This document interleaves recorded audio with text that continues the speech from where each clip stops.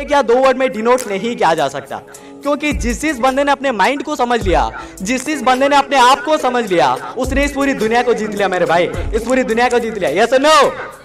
Okay, अब देखो हमारा जो माइंड है ना, that is extremely powerful for that. हमारे माइंड के पास इतनी पावर है, इतनी पावर है भाई, स्पेस तक पहुंच गए इंसान। How? Only the users of his mind, सिर्फ अपने इस माइंड की पावर को यूज करके। सिंपल, हमारे माइंड के पास इन्फिनाइट पावर है मेरे भाई, इन्फिनाइट पावर, अनंत शक्ति। बट पता है सबसे बुरी बात क्या है कि 95% लोग कभी भी अपनी माइंड की इस इन्फिनाइट पावर को यूज ही नहीं कर पाते, कभी यूज ही नहीं कर पाते मेरे भाई। Do you know what is the biggest reason due to which you are not aware to use the infinite power of mind? आपको पता है इसका सबसे बड़ा रीजन क्या है? सबसे बड़ा रीजन कि आखिर क्यों हम अपनी माइंड की जो इन्फिनाइट पावर है ना मेरे भाई, उसको यूज नहीं कर पा रहे? इसका सबसे बड़ा रीजन एक सिंपल सा है कि हम चाहते ही नहीं अपनी लाइफ में कुछ एक्स्ट्रा ऑर्डिनरी करने का। हम चाहते ही नहीं अपनी लाइफ में वो काम करने का जिस काम को करने के लिए हमारा दिल हमसे कहता है। हम चाहते ही नहीं यार, and this is the biggest problem due to which are not aware to use the infinite power of mind. और यही सबसे बड़ी प्रॉब्लम है जिस वजह से हम अपनी माइंड की जो इन्फिनाइट पावर है ना मेरे भाई, उसको यूज नहीं कर पा रहे। क्योंकि बेसिकली हम लोग जिस सर्कल से बिलोंग करते हैं ना, यहाँ का फंडा सिंपल है। लाइफ में क्या करनी है मेरे भाई? बस ये 10th 12 करनी है, फिर ये एमटेक बीटेक ग्रेजुएशन वगैरह करनी है, फिर एक अच्छी सी नौकरी करनी है, शादी करनी है, 2-4 चुन्नू मुन्नू पैदा करनी है, बस बात खत्म, कहानी खत्म, लाइफ भी खत्म। अगर हम इस ट्रैक से हटके अपनी लाइफ में कुछ करना ही नहीं चाहेंगे, अगर हम इस ट्रैक से हटके अपनी लाइफ में वो काम करना ही नहीं चाहेंगे जिस काम को करने के लिए हमारा दिल हमसे कहता है, so I do think brother, will you ever be able to use the infinite power of mind? तो आपको क्या लगता है मेरे भाई, क्या आप कभी भी अपने माइंड के इस इन्फिनाइट पावर को यूज कर पाओगे? यस और no? No and not at all. क्योंकि बिना अपने ऑब्जर्वेशन पावर के ऊपर काम किए, जिसको कि अगर आप चाहो तो माइंड बोल सकते हो, बिना अपने माइंड को एक जगह पर टिकाए आप कोई भी काम करने निकल जाओगे ना, आप उसमें ज्यादा देर तक नहीं कर पाओगे बॉस। क्योंकि एक काम करोगे, एक फेलियर्स आएगा, फिर उस काम को करना छोड़ दोगे। एक काम करोगे, कहीं से छोटी बड़ी फेलियर्स आ जाएगी, फिर उस काम को करना छोड़ दोगे। अरे अपने माइंड को पूरी तरह से एक जगह पर रखना है, और फिर चाहे बड़ी से बड़ी प्रॉब्लम आ रही है उसको बिना डर के फेस करना है। ये चीजें कहाँ से आएंगी? जब हमारी बॉडी, माइंड, सोल, इन तीनों का इंटीग्रेशन नहीं होगा, ये तीनों एक साथ काम नहीं कर रहे होंगे।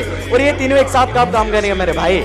जब आप अपनी लाइफ में वो काम करोगे जिस काम को करने के लिए आपका दिल आपसे कहता है। सिंपल, जिस काम को करने के लिए आपका दिल आपसे कहता है। यस और नो? तो माइंड के इस गेम में ना जो सबसे इंपॉर्टेंट चीज होता है वो है डायरेक्शन का, कि आप अपने इस इन्फिनाइट पावर को किस डायरेक्शन में ले जा रहे हो। जिस बंदे ने इसको सही डायरेक्शन पे यूज किया है ना, लिटरली बता रहा हूँ यार, जिस बंदे ने इसको सही डायरेक्शन पे यूज किया है ना, वो आज राजा बना बैठा फील्ड में। और आपके लिए सही डायरेक्शन कौन सा मेरे भाई?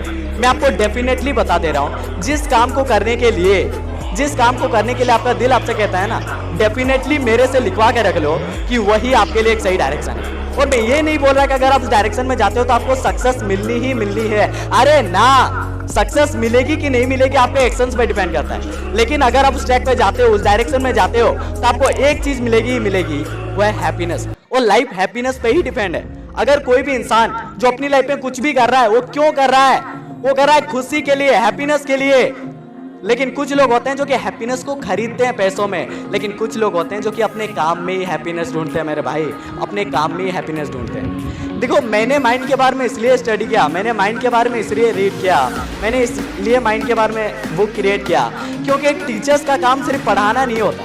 पता है सबसे बड़ा डिफरेंस क्या है आज के एजुकेशन सिस्टम में और 100 साल पहले जो गुरु शिष्यों का कल्चर चल रहा था ना, वहाँ के एजुकेशन सिस्टम में, उसमें एक सिंपल सा डिफरेंस है।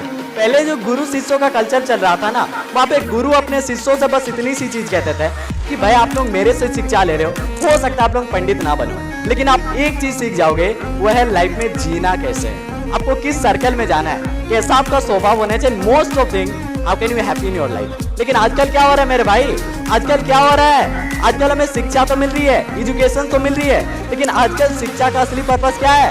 सिर्फ एक नौकरी पाना। सिंपल। देखो एक चीज मैं हमेशा कहता हूँ, रिक्वेस्ट करना चाहता हूँ,